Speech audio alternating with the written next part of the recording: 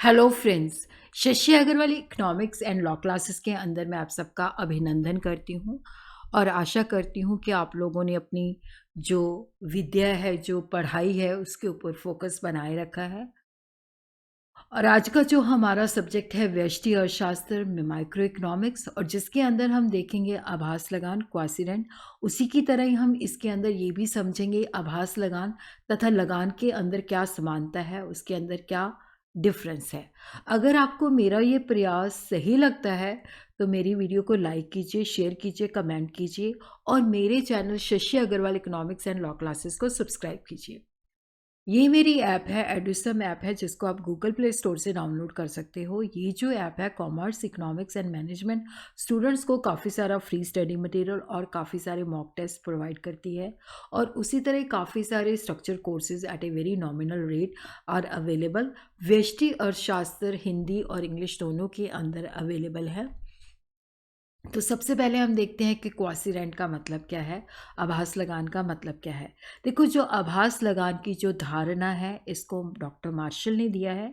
उनके मुताबिक कि जैसे भूमि की पूर्ति जो होती है सीमित होती है, स्थिर होती है, और जिसकी वजह से क्या होता है कि भूमि को लगान मिलता है, उसी तरह ही अल्पकाल के अंदर जो मनुष्य बनाता है, उपकरण बनाता है, जो औजार बनाता है, जो वो साधन बनाता है, तो वहाँ पे भी क्या होता है कि उन जो बनाए गए साधनों की जो पूर्ति होती है अल्पकाल में स्थिर होती है, जिसकी वजह से मनुष्य के द्वारा जो निर्मित साधन है वो अतिरिक्त आय जो है कमाते हैं। और ये जो अतिरिक्त आय उनको प्राप्त होती है उसको हम कॉसिरेंट या आभास लगान कहते हैं। देखो, जो कॉसी है इसका लैटिन भाषा से अर्थ लिया गया है एज इफ। आभास लगान का मतलब है जैसा कि लगान। तो ये लगान की तरह ही है, बट ये शॉर्ट पीरियड के अंदर प्राप्त होता है। डॉक्टर मार्शल के मुताबिक जो वर्तमान पुस्तक है, आभास लगान का प्रयोग उस आय के लिए किया जाता है जो कि उत्पादन के लिए मनुष्य के द्वारा बनाई गई मशीनों तथा अन्य औजारों से प्राप्त होती है।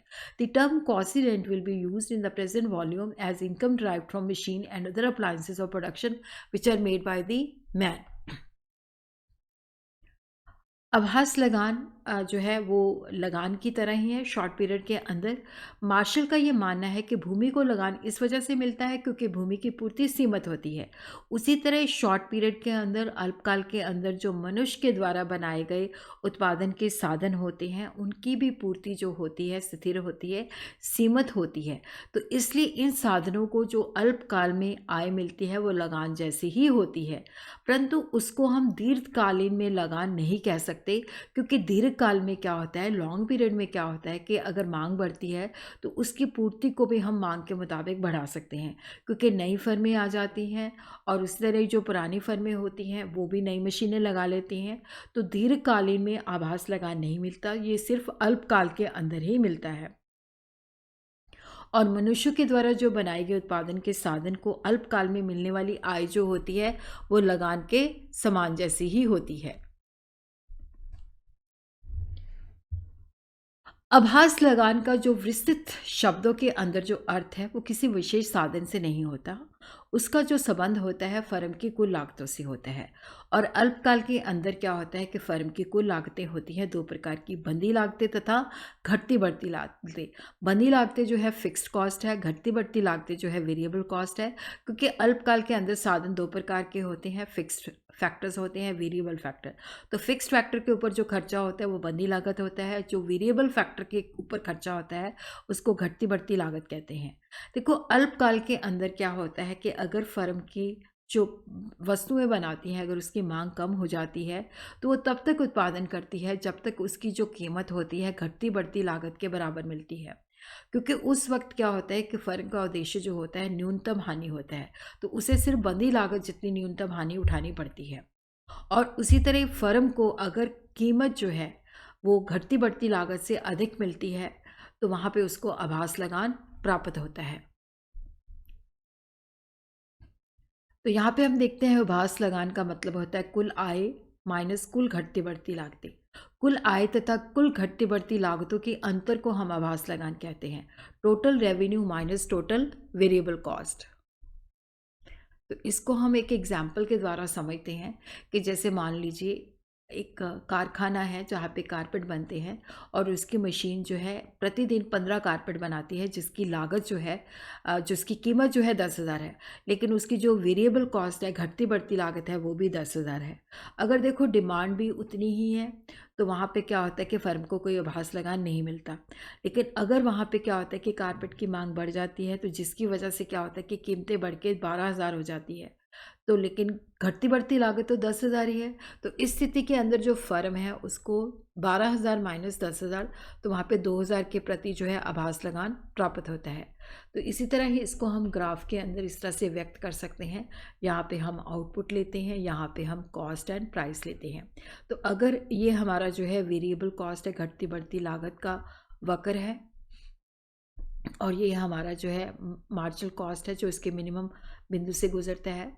तो ये जो प्राइस है ओपी जो है, अगर मार्केट के अंदर ओपी प्राइस है, तो यहाँ पे हम देखते हैं कि जितनी लागत है उतना ही क्या है प्राइस है, तो फर्म को कोई लगान प्राप्त नहीं होता।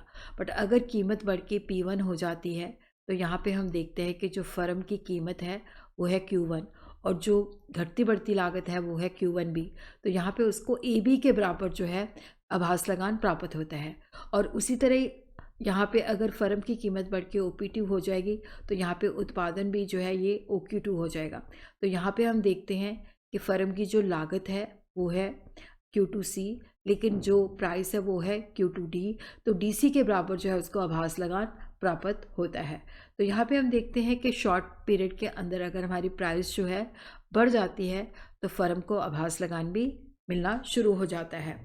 यदि कीमत OP है तो फर्म को कोई आभास लगान नहीं प्राप्त होता, परंतु अगर कीमत OP1 बढ़ जाती है तो मात्रा भी बढ़ के OQ से OQ1 हो जाती है।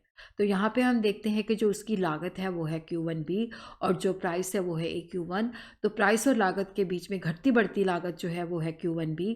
तो घटती बढ़ती लागत और जो प्राइस के अंदर डिफरेंस है वो है आभास लगान।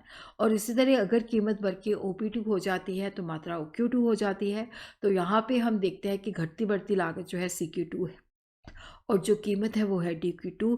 तो यहाँ पे DC के बराबर जो है आभास लगान प्राप्त होता है। अब हम देखते हैं लगान तथा आभास लगान में क्या समानता है और क्या अंतर है। देखो, लगान तथा आभास लगान में समानता जो है कि ये दोनों ही अधिक है, सरप्लस है। भूमि की पूर्ति से उसकी मांग की अधिक होने पर जो सरप्लस प्राप्त होता है उसे लगान कहते हैं। इसी प्रकार जो मनुष्य मशीनें, औजार, उपकरण बनाता है, अगर उन चीज़ों की पूर्ति मांग से ज़्यादा होती है, तो जो न्यूनतम आय से उसको अधिक आय प्राप्त होती है वो आभास लगान कहलाती है। उसी तरह भूमि के उत्पादन की मांग घटने और बढ़ने से लगान घटता और बढ़ता है। उत्पादन के साधन तथा मशीनों की भी मांग जब घटती तथा बढ़ती है, तो उससे भी आभास लगान में परिवर्तन आता है। मांग के घटने या उसके बढ़ने से जो है, मांग के घटने उसके बढ़ने से भूमि की पूर्ति जो होती है स्थिर होती है। लगान के बढ़ने से उसे बढ़ाया नहीं जा सकता। आभास लगान के संबंध में भी ये विशेषता पाई जाती है। अल्पकाल में मशीनों तथा पूंजीगत वस्तुओं की पूर्ति स्थिर होती है, तो आभास लगान के बढ़ने या कम होने पर उनकी पूर्ति को अल्पकाल के अंदर जो है बढ़ाया या कम नहीं किया जा सकता। तो अब हम देखते हैं कि लगान तथा आभास लगान में क्या अंतर है। देखो, लगान जो है, क्योंकि भूमि जो है फ्री गिफ्ट ऑफ नेचर है, तो इस वजह से जो लगान होता है प्राकृतिक निःशुल्क होता है। आभास लगान जो होता है मनुष्य के द्वारा बनाए गए मशीनें, उपकरण, जो साधने होते हैं उसको मिलता है। और लगान जो होता है शॉर्ट पीरियड, लॉन्ग पीरियड, अल्पकाल, दीर्घकाल दोनों में मिलता है, लेकिन आभास लगान केवल अल्पकाल में ही मिलता है, दीर्घकाल में ये प्राप्त नहीं होता। लगान जो होता है स्थायी होता है, आभास लगान अस्थायी होता है, क्योंकि शॉर्ट पीरियड में मिलता है और लॉन्ग पीरियड के अंदर ये खत्म हो जाता है। तो इकोनॉमिक रेंट जो है that is the difference between the total revenue and the total cost. लेकिन यहाँ पे जो कॉस्टली रेंट है बेसिकली ये है total revenue minus total variable cost. देखो, ये जो है लगान को कुछ मतलब कुछ अर्थशास्त्री ये मानते हैं अन इनकम है, क्योंकि ये जो भूमि है वो प्रकृति का गिफ्ट है। तो जिसकी वजह से क्या होता है कि भूमि की जो है पूर्ति स्थिर होती है, तो जिसकी वजह से लगान मिलता है, तो ये बिना कमाए आय है। लेकिन यहाँ पे जो आभास लगान होता है, इसको एक आवश्यक भुगतान माना जाता है, क्योंकि यहाँ पे जो उत्पादन के सभी साधनों की अल्पकाल में उनकी जो पूर्ति होती है, वो स्थिर होती है, सीमित होती है, तो उससे होने वाली प्राप्त आय को हम आभास लगान कहते हैं।